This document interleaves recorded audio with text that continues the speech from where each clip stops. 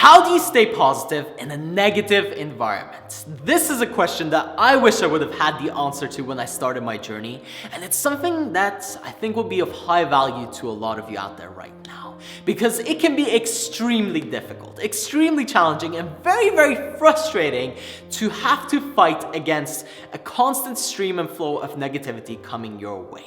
When you try to chase your dreams, when you go after your goals, when you decide you have a passion that's worth your while and that you're going to accept and really attack and go for and make your visions come true and make them real, to build your dream out and actually make it happen, a lot of people will come up with a lot of resistance. And in fact, it's usually one of two responses. When you decide that you're gonna go after something, you have a dream, you have a purpose, you decide to change your life and make a difference, people tend to go one out of two ways. Number one, they will be inspired by you. They will say, wow, that's fantastic, that's great. Maybe they'll do something about their life, change, and maybe even move with you and you guys can grow together. Or, more commonly, number two, they will feel like their reality is being threatened and like their pride is at stake, and because somebody else is changing and trying to do something different, they have to put you down or shove you back into that little box that you just came from. And of course, if you care about this person, I mean, it could be your family, your friends, your loved ones, right? Your partner, it could be anyone. It really hurts because they try to shove you back into that box, and now you have two choices. Either you accept their reality and you say, okay, I'm not going to go after my dream, in which case you're committing spiritual suicide, and you go back into that box and you stay there, and a person is happy and you're trying to please them, right? That's what happens. A lot of kids trying to please their parents when they're growing up, going to school for them, doing a job that they don't want to do because their parents said this is what you should be doing with your life.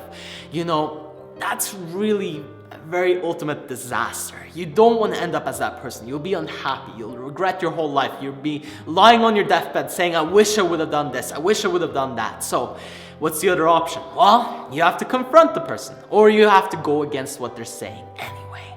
You have to go chase your dream. You have to decide that my purpose is above what others' opinions are of me. I don't care as much about what everybody else thinks. I worry more and care more about my passion, my purpose, my dream, and making that real for myself, making my life fulfilling. So in that case, you're defying these people. In which case, if you still have to live around them or you still have to spend time with them, it can be very, very, very difficult. And here's some great advice to deal with that. Now again, you come to a crossroad and you have two options. Pick whichever one you prefer and you think really resonates more with you. Number one, try to convince the people around you that this is for the better. It might be a slow change, and they might be very stubborn, and they might not listen to you in the first place, and that can be very, very annoying and frustrating, and you will have to grind and keep at it with them until they understand.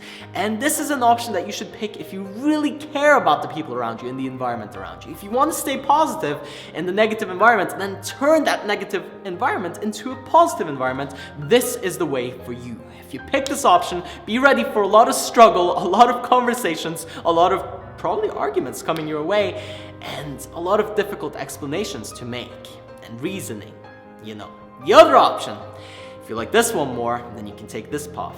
You simply work on you. You simply focus on yourself and grow and get to really know your deep core values and inner truths. You follow your path, which often leads you away from those people and that negative environment. Although you might stay there for a little while, you keep working on you, you keep working on you. Now, of course, you can do both simultaneously, but these are the basics of handling a negative environment. These are the options that are in front of you, and it's up to you to choose whatever you find really will work the best in your situation, in your life, and what will really bring you closer to your ultimate dream.